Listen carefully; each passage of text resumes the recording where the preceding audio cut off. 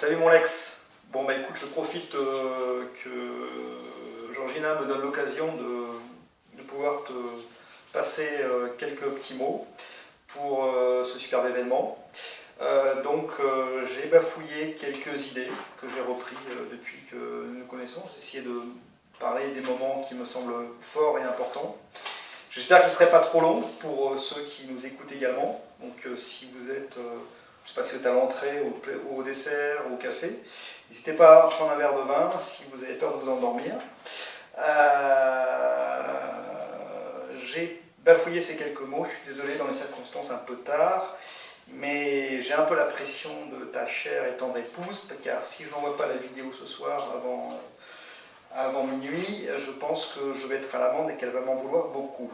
Voilà, donc désolé pour la qualité de l'enregistrement, mais il faudra faire avec. Alors mon cher Alex, j'ai repris, comme je dis, chronologiquement quelques idées.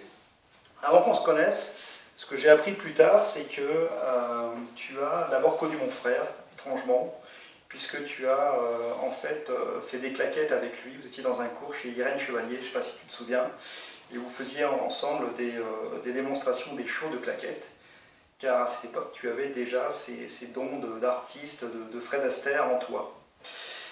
Voilà, après nous sommes connus dans un bahut à Rennes que tu connais bien, où il s'est passé pas mal de choses, comme par exemple une anecdote où nous sommes retrouvés dans une circonstance où nous avons attaché un professeur à un arbre. Bref, c'était l'année un peu des bêtises.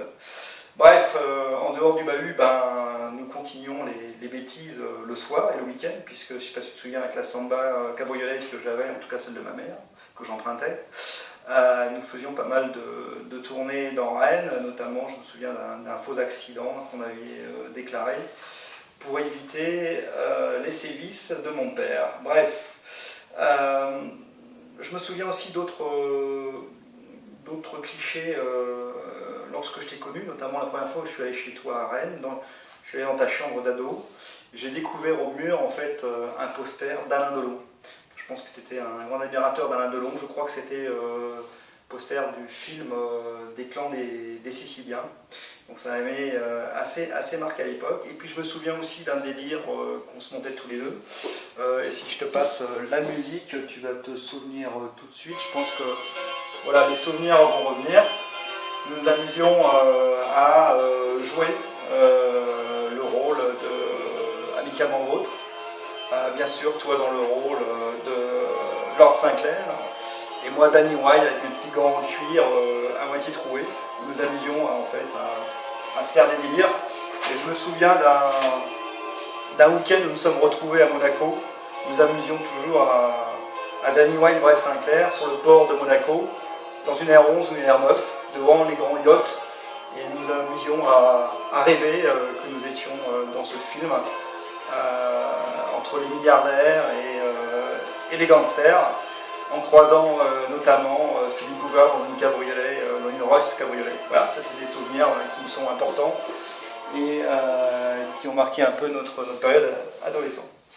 Bref, je me souviens aussi de soir à Rennes avec un certain Éric Dujardin, on faisait les pires bêtises, notamment lorsqu'il mettait des voitures dans les piscines de chez Valérie Gruot, de prénom Caravane.